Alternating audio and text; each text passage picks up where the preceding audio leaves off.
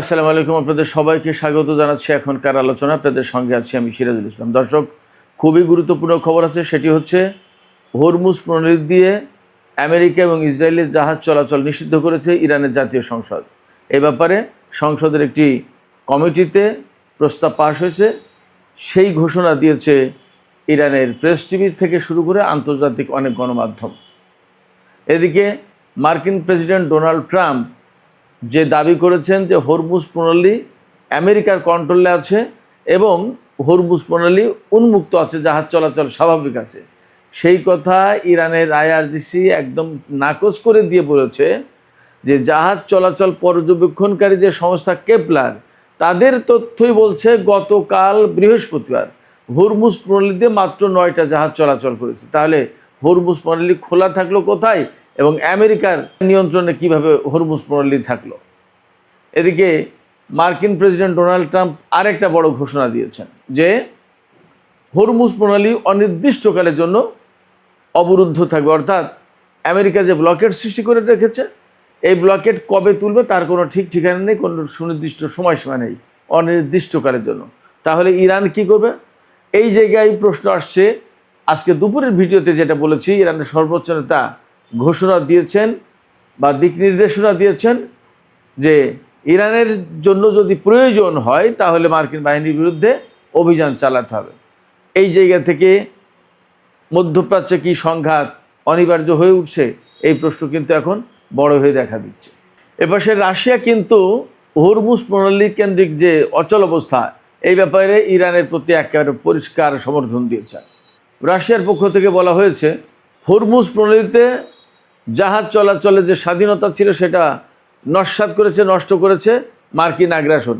ইরানের উপর মার্কিন আগ্রাসন চালানোর কারণে এই অচল অবস্থা তৈরি হয়েছে।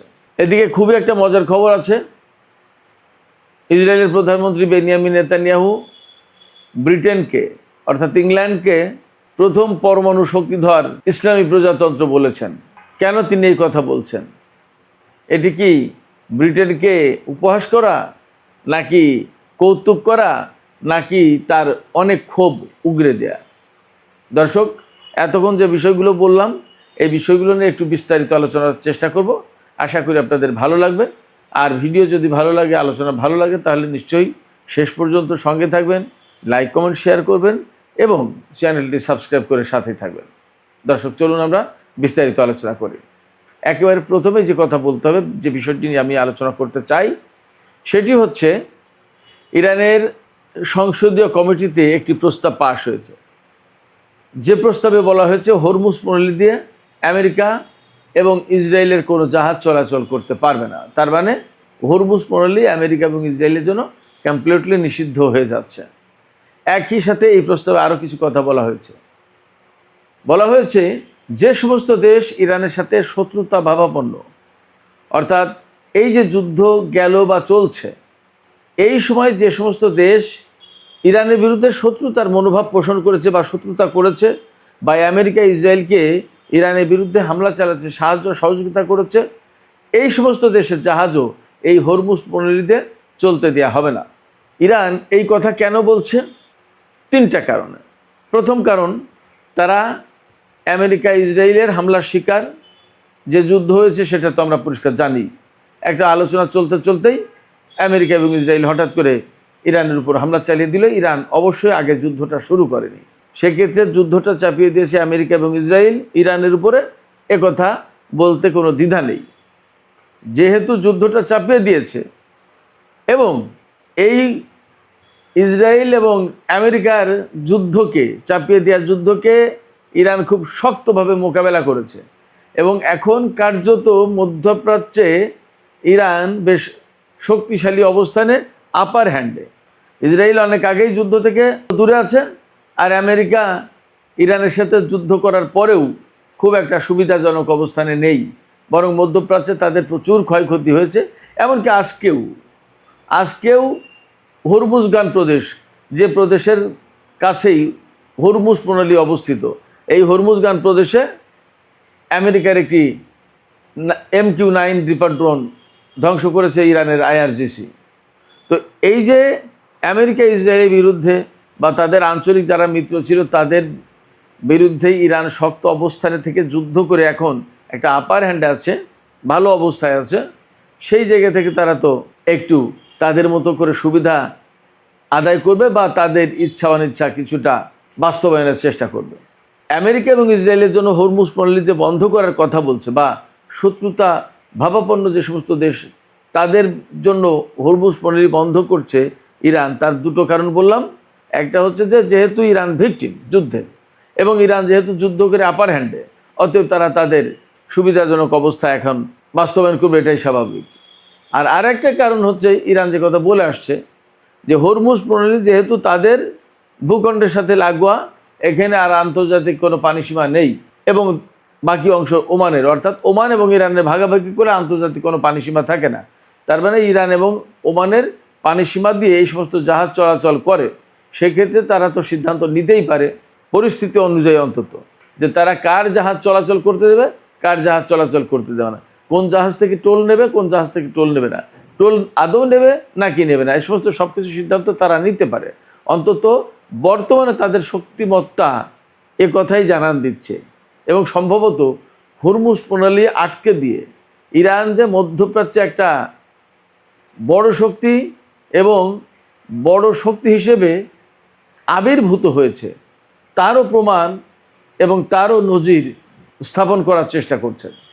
এখন ইরানের পক্ষ থেকে যে সিদ্ধান্ত নেওয়া হয়েছে যে হরমুজ প্রণালীতে আমেরিকা এবং ইসরায়েলের জাহাজ চলাচল করতে পারবে না এবং ইরানের সাথে যে সমস্ত দেশ বৈরী মনোভাব পোষণ করে, শত্রুতা পোষণ করে, তাদেরও জাহাজ চলতে দেওয়া হবে না। ব্যাপারটা যদি তাই হয় তাহলে কি দাঁড়াচ্ছে? একটা বিষয় হতে পারে যে প্রচণ্ড রকমের যুদ্ধ, অর্থাৎ জীবন মরণ লড়াই হবে মধ্যপ্রাচ্যে এই হরমুজের দখল নিয়ে। আর না হয় আমেরিকা, ইসরায়েল এবং অনেককে ইরানের কথা মতোই চলতে হবে, চুপ থাকতে হবে এবং কাউকে কাউকে এখান থেকে চলে যেতে হবে।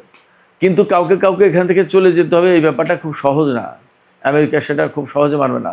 যার কারণেই তারা ঘোষণা দিচ্ছে যে হরমুজের উপরে অনির্দিষ্টকালের জন্য ব্লকেড থাকবে। হরমুজের উপর যদি ব্লকেড থাকে তাহলে ইরান স্বাভাবিকভাবেই রিয়াকশন দেখাবে, রিয়াক্ট করবে। তারা বলবে প্রণালী আমার, এখান থেকে কে যাবে কে যাবে না সেটা তো আমি সিদ্ধান্ত নেব, তুমি আমার উপরে আমার জাহাজ পরিচালনা করতে পারবো না, সেই নিষেধাজ্ঞা দেওয়ার কে? অতএব এখানে একটা সংঘাত অনিবার্য। এখন জানি না আগামী রোববারে ইসলামাবাদ সমঝোতা স্মারকের মেয়াদ শেষ হয়ে যাবে, আজকে শুক্রবার চলে যাচ্ছে। সেক্ষেত্রে ইরান এবং আমেরিকার মধ্যে প্রচণ্ড রকমের নতুন করে সংঘাত সৃষ্টি হতে যাচ্ছে, নাকি যেভাবে আছে এভাবেই চলতে চলতে চলতে একসময় সব কিছু স্বাভাবিক হয়ে যাবে পরিষ্কার না। তবে আশঙ্কা আছে যুদ্ধ সংঘাতের। আমেরিকা যেহেতু সারা বিশ্বের এক নম্বর শক্তি হিসেবে নিজেদেরকে দাবি করে আসছে এত বছর, সেক্ষেত্রে এবং ইরানকে তারা অনেকটা তুচ্ছতাচ্ছিল্য করেছে, ইরানের উপরে হেন নিষেধাজ্ঞা নেই যা চাপিয়ে দেয়নি, ইরানকে কোণঠাসা করার জন্য, একঘরে করার জন্য এমন কোনো কর্মকাণ্ড নেই যা তারা করেনি। এত কিছুর পরে তারা এখন মধ্যপ্রাচ্যে ইরানের এই মাতব্বরি, তাদের প্রাধান্য, এগুলো কি আমেরিকা মেনে নিতে চাইবে, ইসরায়েল মেনে নিতে চাইবে? মনে হয় না। আর যদি মেনে নেয় তাহলে তো তাদের রাজনৈতিক মৃত্যু হবে, আমেরিকাকে এই অঞ্চল থেকে বিদায় নিতে হবে এবং ইসরায়েল তার অস্তিত্বের সংকটে পড়বে। এই জায়গা থেকে মোটামুটি একটা কনক্লুশনে আসা যায় যে যুদ্ধ, বড় রকমের যুদ্ধ অনিবার্য হয়ে উঠছে। আমেরিকা তার দখল ছাড়বে না বলে হরমুজ প্রণালীতে অনির্দিষ্টকালের জন্য ব্লকেট দিচ্ছে, আর ইরান বলছে হরমুজ প্রণালী আমাদের, এখানে ইসরায়েল এবং আমেরিকা যেতে পারবে না, জাহাজ চালাতে পারবে না। এই যে দুই শক্তির পরস্পর বিরোধী অবস্থান, এই অবস্থানের কারণে সংঘাত অনিবার্য হয়ে উঠছে। এদিকে হরমুজ প্রণালীতে যখন এরকম এক অবস্থা, মার্কিন প্রেসিডেন্ট যখন দাবি করছে যে হরমুজ প্রণালী আমেরিকার কন্ট্রোলে আছে এবং হরমুজ প্রণালী দিয়ে জাহাজ চলাচল, তেল প্রবাহ স্বাভাবিক রয়েছে, তখন কেপলার আন্তর্জাতিক একটা সংস্থা, ব্রিটেনের সম্ভবত, এই সংস্থা জাহাজ চলাচল সমস্ত সব কিছু পর্যবেক্ষণ করে, কোন সমুদ্র রুটে কতটা জাহাজ চলাচল করলো, কোথায় কী হলো না হলো, এই সমস্ত বিষয়। তারা বলছে গতকাল বৃহস্পতিবার 13ই আগস্ট মাত্র 9টা জাহাজ চলেছে হরমুজ প্রণালী দিয়ে চলাচল করেছে, যেখানে যুদ্ধের আগে প্রতিদিন 130 থেকে 140টা জাহাজ চলাচল করতো, সেখানে দিনে মাত্র 9টা জাহাজ চলাচল করেছে। তাহলে স্বাভাবিক থাকলো কোথায়? এবং এই সমস্ত জাহাজ যেগুলো ইরানের কথা না শুনছে তাদের উপর হামলা চালানো হচ্ছে, ইরানের দেখানো পথেই যাওয়া আসা করতে হচ্ছে, তাহলে আমেরিকার কন্ট্রোল থাকলো কোথায়? বাস্তবতা হচ্ছে হরমুজ পল্লীতে মারাত্মক রকমের অস্বাভাবিক অবস্থা আছে, অচল অবস্থা আছে। এই অচল অবস্থা কেন সৃষ্টি হলো তার জন্য আমেরিকাকে দায়ী করেছে রাশিয়া। তার মানে রাশিয়া কিন্তু একদম সরাসরি ইরানকে সাপোর্ট দিয়েছে। জাতিসংঘে নিযুক্ত রাশিয়ার রাষ্ট্রদূত মিখাইল উলাইয়ানভ তিনি বলেছেন যে আমেরিকা এবং ইসরায়েল ইরানের উপরে আগ্রাসন চাপিয়ে দেওয়ার কারণে, একদম সরাসরি আগ্রাসন শব্দটা বলেছেন, এই হরমুজ প্রণালীতে অস্থিতিশীলতা সৃষ্টি হয়েছে, সংকট সৃষ্টি হয়েছে এবং তাদের যুদ্ধের কারণেই হরমুজ প্রণালীতে জাহাজ চলাচলের নিরাপত্তা, স্বাধীনতা, সমস্ত সবকিছু বিনষ্ট হয়েছে। রাশিয়ার এই সমর্থনটা কিন্তু বিরাট বড় ব্যাপার। এর 3-4 দিন আগে কিন্তু চীনের প্রেসিডেন্ট শি জিনপিং বলেছেন হরমুজ প্রণালীতে ইরানের সার্বভৌমত্ব রয়েছে।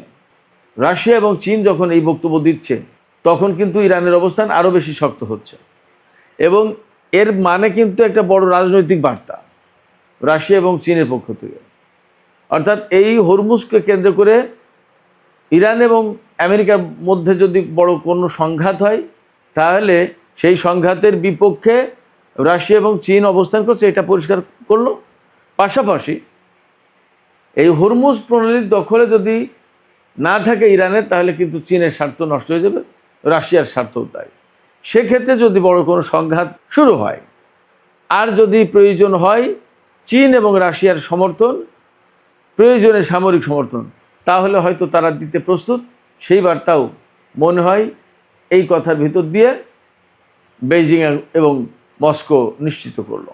এদিকে হরমুজ প্রণালী নিয়ে যখন এরকমের টান টান উত্তেজনা, কার দখলে থাকবে হরমুজ প্রণালী সেটা নিয়ে যখন নানামুখী তৎপরতা, তখন আরও দুটো খবর এসেছে। একটা খবর হচ্ছে ইরানের হরমুজগান প্রদেশে একটা মার্কিন MQ-9 রিপার ড্রোন ভূপাতিত করেছে IRGC। খেয়াল করুন, তার মানে ইরানের ভূখণ্ডের ভিতরে আমেরিকা ড্রোন প্রবেশ করানোর চেষ্টা করেছে। এই ড্রোনের মূল লক্ষ্য ছিল গোয়েন্দা তথ্য সংগ্রহ করা।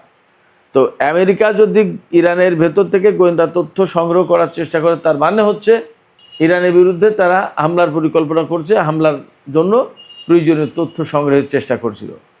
সেই ড্রোন ভূপাতিত করেছে ইরানের IRGC এবং IRGC এই যে ড্রোন ভূপাতিত করলো, তার মানে হচ্ছে IRGC সদা প্রস্তুত।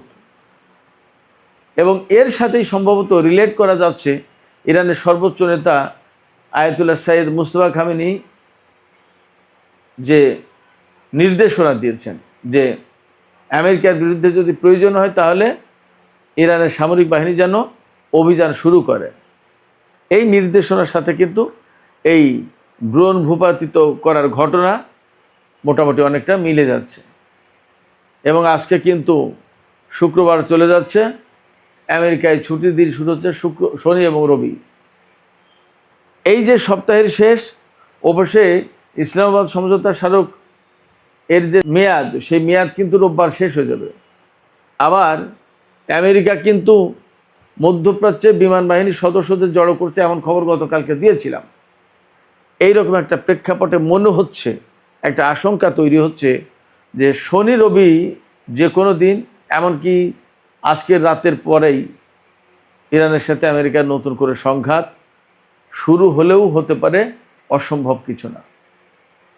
এদিকে সেনকমের প্রধান অ্যাডমিরাল ব্র্যাড কুপারের সাথে সৌদি যুবরাজ মোহাম্মদ বিন সালমান বৈঠক করেছেন। এই বৈঠকে কি কথা হয়েছে তা পরিষ্কার না জানা গেলেও মোটামুটি এই কথা জানা গেছে যে আঞ্চলিক নিরাপত্তা ইত্যাদি ইত্যাদি, যুদ্ধ পরবর্তী বর্তমান যে অবস্থা, এই সমস্ত নিয়ে আলোচনা হয়েছে। সম্ভবত ডোনাল্ড ট্রাম্পের পক্ষ থেকে ব্র্যাড কুপার সৌদি যুবরাজদের সাথে বৈঠক করেছেন। এই যে তুরস্ক, পাকিস্তান এবং সৌদি আরবের ভেতরে যে নিরাপত্তা চুক্তি হলো, মক্কা চুক্তি হলো, এই ব্যাপার হয়তো আরও কিছু বিষয় নিয়ে আলাপ আলোচনা করেছেন। যেহেতু এই মক্কা চুক্তির মধ্য দিয়ে এমন একটা পরিবেশ তৈরি হয়েছে যেখান থেকে মধ্যপ্রাচ্যের দেশগুলো মার্কিন নিরাপত্তা ছাতার আওতা থেকে বেরিয়ে যাওয়ার পথ খুঁজছে বা সেই পথ তৈরি করেছে। এইরকম একটা জায়গা থেকে সম্ভবত আমেরিকা সৌদি আরবের সাথে আলাপ আলোচনা করছে, পরিস্থিতি কি, ব্যাপারটা কি, এবং আসলে তাদের ভবিষ্যৎটা কি, সৌদি আরব কি করতে চায়। সৌদি আরব যদি আমেরিকার সেনাদের না রাখে তাহলে আমেরিকার সেনাদের এখানে থাকার কোনো স্কোপ নেই। সুপ্রিয় দর্শক, আলোচনা শেষ করব, একদম সংক্ষেপে একটা বিষয় বলি। ইসরায়েলের প্রধানমন্ত্রী বেনিয়ামিন নেতানিয়াহু তিনি ব্রিটেনকে প্রথম পরমাণু শক্তিধর ইসলামী প্রজাতন্ত্র বলে কৌতুক করেছেন বা হাস্যরস করেছেন বা ব্রিটেনকে ইনসাল্ট করেছেন, যাই বলেন। কেন করেছেন তিনি, এটা হলো আসল কথা। পশ্চিম তীরে ইসরায়েলের উগ্রপন্থী বসতি স্থাপনকারীরা ফিলিস্তিনের জনগণকে অবরুদ্ধ করে রাখছে, মারছে, ধরছে, যা খুশি তাই করছে। এমনকি কোনো কোনো বাড়ি ঘেরাও করে রাখছে, সেই সমস্ত বাড়ির লোকজন বের হতে পারছে না।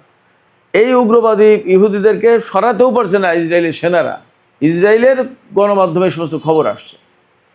এরকম অবস্থায় ব্রিটেন নিন্দা জানিয়েছে এই ইসরায়েলের উগ্রবাদী বসতি স্থাপনকারীদের এবং কারো কারো বিরুদ্ধে নিষেধাজ্ঞা আরোপ করেছে যে এই উগ্রবাদী ইহুদিরা ব্রিটেনে প্রবেশ করতে পারবে না। এটা ইউরোপের অনেক দেশেই করে, এমনকি আমেরিকায়ও করেছিল এই জো বাইডেনের সময়। এই এরকম একটা প্রেক্ষাপট থেকে নেতানিয়াহু বলছেন, ইনসাল্ট করে ব্রিটেনকে, যে প্রথম পরমাণু শক্তিধর ইসলামী প্রজাতন্ত্র, তার মানে ফিলিস্তিনি মুসলমানদের পক্ষে তারা অবস্থান নিয়েছে ইহুদিদের বিপক্ষে গিয়ে। এবং যেহেতু ব্রিটেনের হাতে পরমাণু শক্তি রয়েছে, পরমাণু অস্ত্রধারী দেশ ব্রিটেন, সেই জন্য এই কথা বলছে। ইরান এর ভিতর দিয়ে কিন্তু বেসিক্যালি ইরানকেও একটা ইঙ্গিত করা হয়েছে। তো যাই হোক তাই হোক, ফ্যাক্ট হচ্ছে যে সারা বিশ্বেই ইসরায়েলের বিরুদ্ধে আসলে মনোভাব তৈরি হচ্ছে এবং ফিলিস্তিনি নিপীড়িত নির্যাতিত ফিলিস্তিনিদের পক্ষে মতামত তৈরি হচ্ছে, তাতে কোনো সন্দেহ নেই। আমরা অপেক্ষা করি, দেখা যাক ফিলিস্তিনি এই সংকটের শেষ কোথায়। সুপ্রিয় দর্শক, আলোচনা শেষ করব। আলোচনা শেষের আগে আপনাদের কাছে আপনাদের মতামত জানতে চাই। এই যে হরমুজ প্রণালী কেন্দ্রিক যে সমস্ত সিদ্ধান্ত হলো, ইরান যে সিদ্ধান্ত নিল যে হরমুজ প্রণালী দিয়ে আমেরিকা এবং ইসরায়েলের কোনো জাহাজ চলতে পারবে না, শত্রু ভাবাপন্ন দেশগুলোও জাহাজ পরিচালনা করতে পারবে না, এতে কি নতুন করে সংঘাতের আশঙ্কা তৈরি হলো, নাকি এই চাপে পড়ে আমেরিকা মধ্যপ্রাচ্য ছাড়তে বাধ্য হবে? কি মনে হয়? আপনাদের মতামত জানিয়ে কমেন্টে লিখতে পারেন। আর ভিডিও ভালো লাগলে লাইক, কমেন্ট, শেয়ার করবেন এবং চ্যানেলটি সাবস্ক্রাইব করে সাথেই থাকবেন।